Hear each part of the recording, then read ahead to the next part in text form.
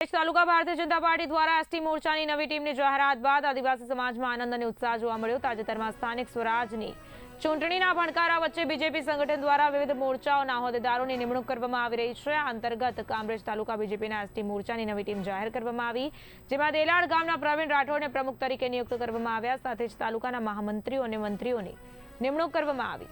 નવી ટીમની જાહેરાત બાદ ઓરાણા ખાતે આદિવાસી સમાજના અગ્રણીઓ દ્વારા નવનિયુક્ત હોદ્દેદારોનું સન્માન પણ કરવામાં આવ્યું।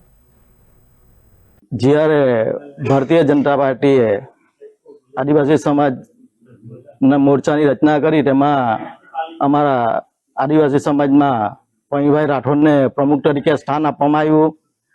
ત્યારબાદ બે મહામંત્રી એક કૌશિકભાઈ તથા નિલેશભાઈને સમાવેશ કર્યો। તે બદલ આદિવાસી સમાજ તેમજ હળપતિ સમાજમાં ઉત્સાહ અને લાગણીનું જોવા મળી રહી છે અને આવનારા સમયોમાં ભારતીય જનતા પાર્ટી કઈ રીતે વધારે મજબૂત કરે એ દિશામાં કામ કરીને કાલે અમારો સમાજ આગળ બધી પ્રવૃત્તિમાં આગળ વધશે એવી અભ્યર્થના વ્યક્ત કરું છું અને ભારતીય જનતા પાર્ટીનો હળપતિ સમાજ તથા આદિવાસી સમાજ તરીકે